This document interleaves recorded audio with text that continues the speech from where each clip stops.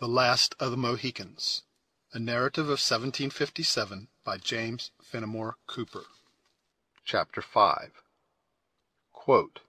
In such a night did this be fearfully o'ertrip the dew, and saw the lion's shadow ere himself. Merchant of Venice. The suddenness of the flight of his guide, and the wild cries of the pursuers, caused Heyward to remain fixed for a few moments in inactive surprise. Then, recollecting the importance of securing the fugitive, he dashed aside the surrounding bushes, and pressed eagerly forward to lend his aid in the chase. Before he had, however, proceeded 100 yards, he met the three foresters already returning from their unsuccessful pursuit. "Why so soon disheartened?" he exclaimed. "The scoundrel must be concealed behind some of these trees, and may yet be secured. We are not safe while he goes at large." "Would you set a cloud to chase the wind?" returned the disappointed scout. "I heard the imp brushing over the dry leaves like a black snake, and blinking a glimpse of him just over agin yon big pine, I pulled as it might be on the scent, but 'twouldn't do. And yet, for a reasoning aim, if anybody but myself had touched the trigger, I should call it a quick sight, and I may be accounted to have experience in these matters, and one who ought to know. Look at this sumac; its leaves are red, though everybody knows the fruit is yellow blossom in the month of July. 'Tis the blood of Subtil. He is hurt, and may yet fall." "No, no," returned the scout in decided disapprobation of his opinion. "I rubbed the bark off a limb, perhaps, but the creature leaped the longer for it. A rifle bullet acts like a running animal when it barks him, much the same as one of your spurs on a horse; that is, it quickens motion and puts life into the flesh instead of taking it away. But when it cuts the ragged hole after a bound or two, there is commonly a stagnation of further leaping, be it Indian or be it deer." "We are 4 able bodies to 1 wounded man." "Is life grievous to you?" interrupted the scout. "Yon red devil would draw you within swing of the tomahawks of his comrades before you were heated in the chase. It was an unthoughtful act in a man who has so often slept with the war-whoop ringing in the air, to let off his piece within sound of ambushment. But then it was a natural temptation. 'Twas very natural. Come, friends, let us move our station, and in such fashion, too, as will throw the cunning of a Mingo on a wrong scent, or our scalps will be drying in the wind in front of Montcalm's marquee, agin this hour tomorrow." This appalling declaration, which the scout uttered with the cool assurance of a man who fully comprehended, while he did not fear to face the danger, served to remind Heyward of the importance of the charge with which he himself had been entrusted. Glancing his eyes around with a vain effort to pierce the gloom that was thickening beneath the leafy arches of the forest, he felt as if cut off from human aid. His unresisting companions would soon lie at the entire mercy of those barbarous enemies, who, like beasts of prey, only waited till the gathering darkness might render their blows more fatally certain. His awakened imagination, deluded by the deceptive light, converted each waving bush or the fragment of some fallen tree into human forms, and 20 times he fancied he could distinguish the horrid visages of his lurking foes peering from their hiding-places in never-ceasing watchfulness of the movements of his party. Looking upward, he found that the thin fleecy clouds, which evening had painted on the blue sky, were already losing their faintest tints of rose-color, while the embedded stream which glided past the spot where he stood was to be traced only by the dark boundary of its wooded banks. "What is to be done?" he said, feeling the utter helplessness of doubt in such a pressing strait. "Desert me not, for God's sake. Remain to defend those I escort, and freely name your own reward." His companions, who conversed apart in the language of their tribe, heeded not his sudden and earnest appeal. Though their dialogue was maintained in low and cautious sounds, but little above a whisper, Heyward, who now approached, could easily distinguish the earnest tones of the younger warrior from the more deliberate speeches of his seniors. It was evident that they debated on the propriety of some measure that nearly concerned the welfare of the travelers.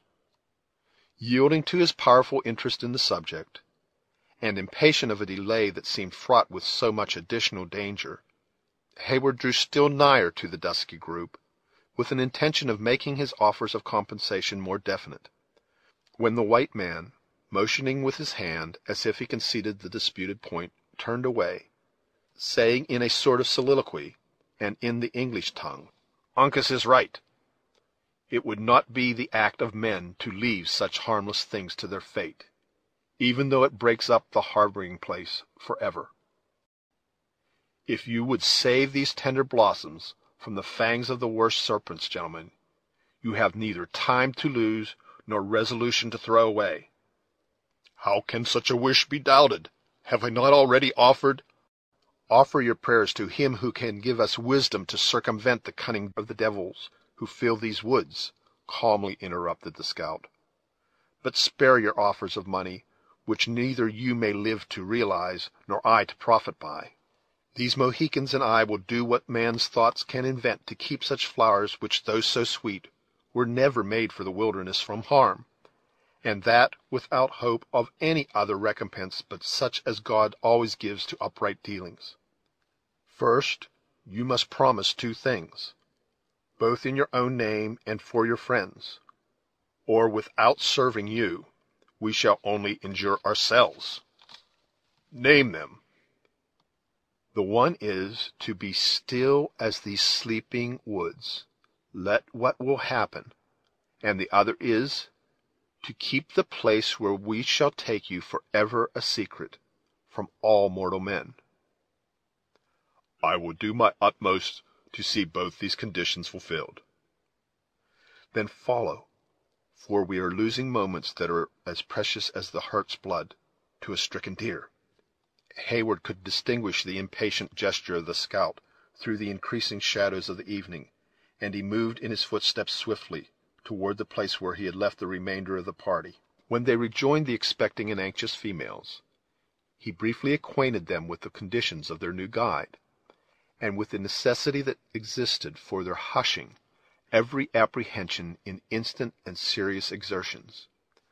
Although his alarming communication was not received without much secret terror by the listeners, his earnest and impressive manner, aided perhaps by the nature of the danger, succeeded in bracing their nerves to undergo some unlooked-for and unusual trial.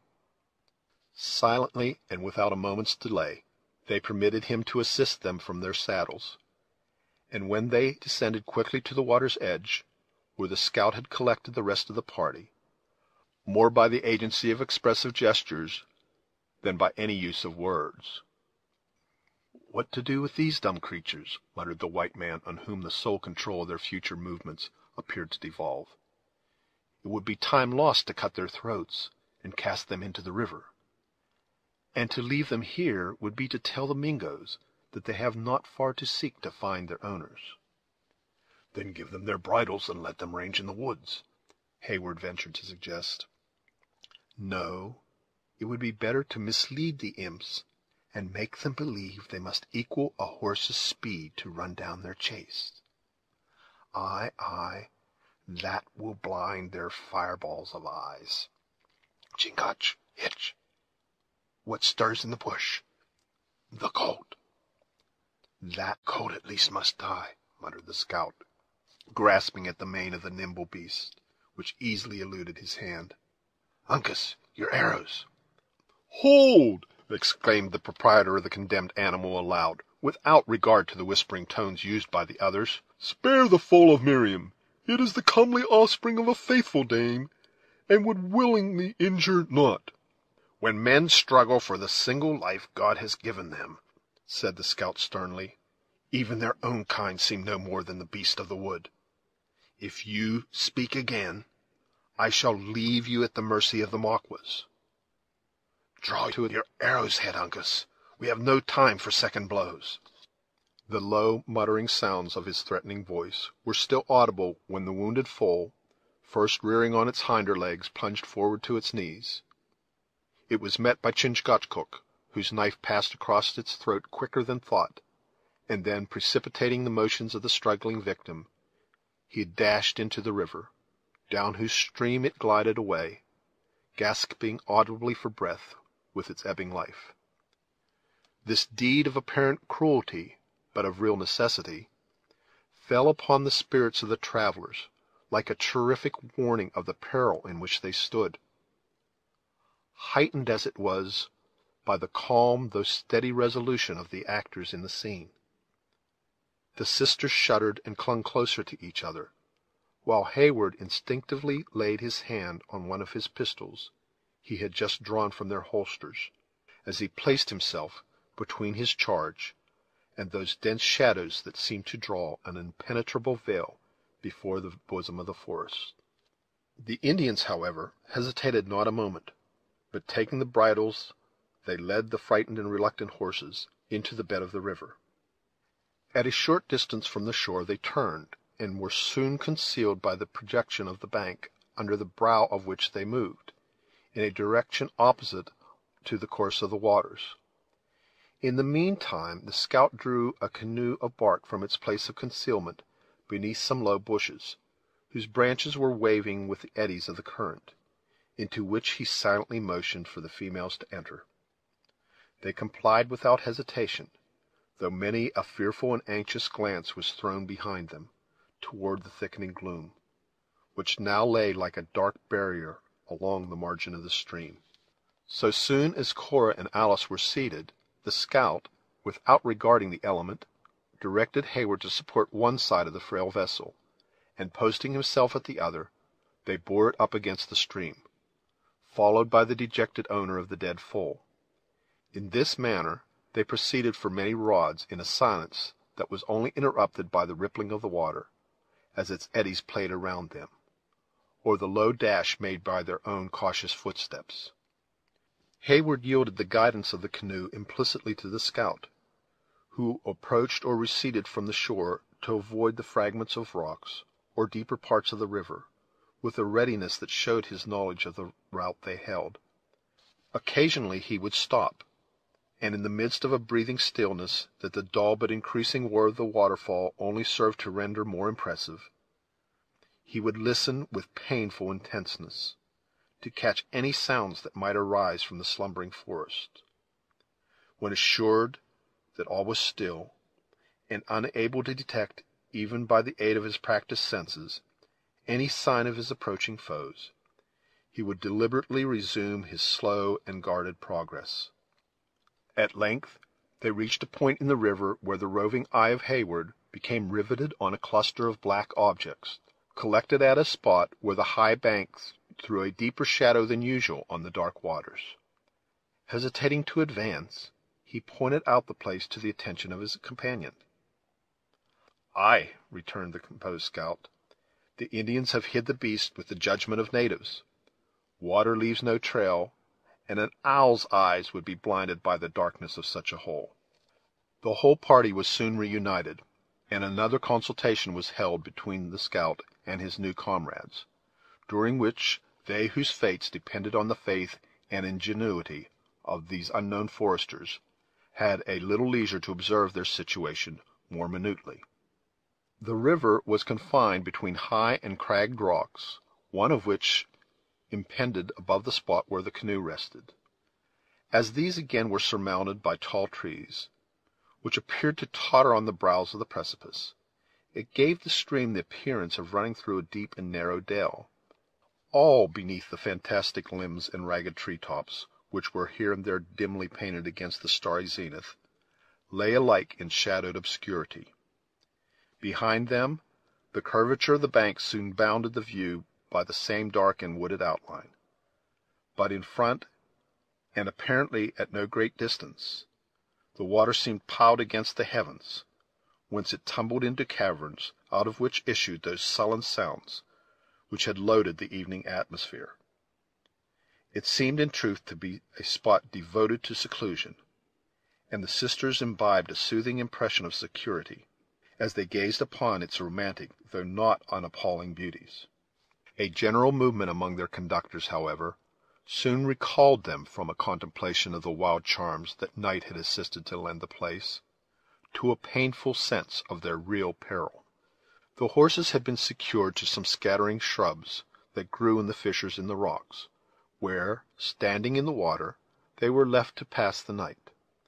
The scout directed Heyward and his disconsolate fellow-travelers to seat themselves in the forward end of the canoe, and took possession of the other himself, as erect and steady as if he floated in a vessel of much firmer materials.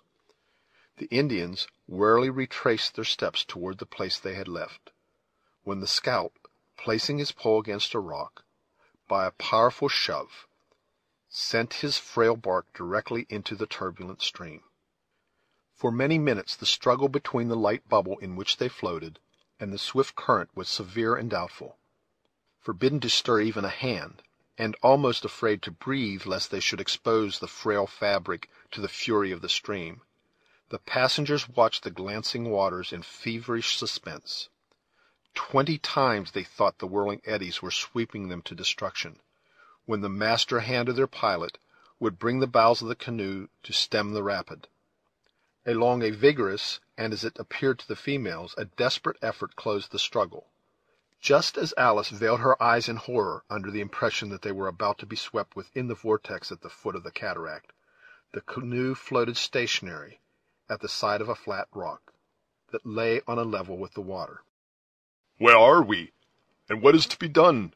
demanded Heyward, perceiving that the exertions of the scout had ceased. "You are at the foot of Glenn's," returned the other, speaking aloud, without fear of consequences within the roar of the cataract, "and the next thing is to make a steady landing, lest the canoe upset, and you should go down again the hard road we have travelled, faster than you came up. 'Tis a hard rift to stem, when the river is a little swelled, and 5 is an unnatural number to keep dry in a hurry-scurry, with a little birchen bark and gum. There, go you all on the rock, and I will bring up the Mohicans with the venison. A man had better sleep without his scalp than famish in the midst of plenty." His passengers gladly complied with these directions.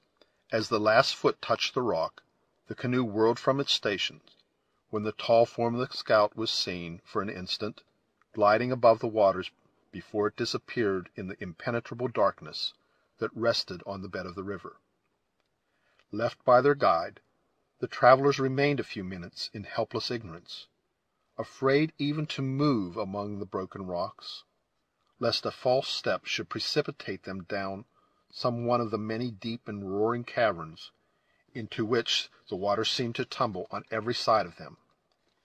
Their suspense, however, was soon relieved, for, aided by the skill of the natives, the canoe shot back into the eddy, and floated again at the side of the low rock, before they thought the scout had time to even rejoin his companions.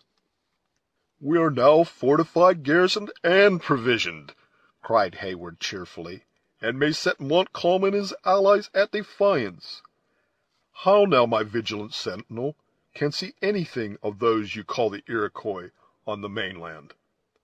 "I call them Iroquois because to me every native who speaks a foreign tongue is accounted an enemy, though he may pretend to serve the king. If Webb wants faith and honesty in an Indian, let him bring out the tribes of the Delawares, and send these greedy and lying Mohawks and Oneidas with their 6 nations of varlets where in nature they belong, among the French." "We should then exchange a warlike for a useless friend? I have heard that Delawares have laid aside the hatchet, and are content to be called women." "Aye, shame on the Hollanders and Iroquois who circumvented them by their deviltries into such a treaty. But I have known them for 20 years, and I call him liar that says cowardly blood runs in the veins of a Delaware. You have driven their tribes from the seashore, and would now believe what their enemies say, that you may sleep at night upon an easy pillow. No, no, to me every Indian who speaks a foreign tongue is an Iroquois, whether the castle of his tribe be in Canada or be in York." The principal villages of the Indians are still called castles by the whites of New York. Oneida Castle is no more than a scattered hamlet, but the name is in general use. Hayward, perceiving the stubborn adherence of the scout to the cause of his friends the Delawares or Mohicans, for they were branches of the same numerous people, was likely to prolong a useless discussion, changed the subject. Treaty or no treaty, I know full well that your two companions are brave and cautious warriors. Have they heard or seen anything of our enemies? An Indian is a mortal to be felt afore he is seen, returned the scout, ascending the rock and throwing the deer carelessly down. I trust to other signs than such as come in at the eye, when I am outlying on the trail of the Mingoes. Do your ears tell you that they have traced our retreat? I should be sorry to think they had, though this is a spot that stout courage might hold for a smart scrimmage. I will not deny, however, but the horses cowered when I passed them, as though they scented the wolves, and a wolf is a beast that is apt to hover about an Indian ambushment, craving the offals of the deer the savages kill. You forget the buck at your feet. Or may we not owe their visit to the dead colt? Ha! What noise is that? Poor Miriam, murmured the stranger, thy foal is foreordained to become prey to ravenous beast. Then suddenly lifting up his voice amid the eternal din of the waters, he sang aloud, Firstborn of Egypt, smite did he, of mankind and of beast also. O Egypt, wonder sent midst thee, O Pharaoh and his servants too. The death of the colt sits heavy on the heart of its owner, said the scout, but it's a good sign to see a man account upon his dumb friends. He has the religion of the matter, in believing what is to happen will happen, and with such a consolation, it won't be long before he submits to the rationality of killing a four-footed beast to save the lives of human men. It may be as you say, he continued, reverting to the purport of Hayward's last remark, and the greater the reason why we should cut our stakes and let the carcass drive down the stream, or we shall have the pack howling along the cliffs, begrudging every mouthful we swallow. Besides, though the Delaware tongue is the same as a book to the Iroquois, the cunning varlets are quick enough at understanding the reason of a wolf's howl. The scout, while making his remarks, was busied in collecting certain necessary implements. As he concluded, he moved silently by the group of travelers, accompanied by the Mohicans, who seemed to comprehend his intentions with instinctive readiness, when the whole three disappeared in succession, seeming to vanish against the dark face of a perpendicular rock that rose to the height of a few yards, within as many feet of the water's edge. End of Chapter 5.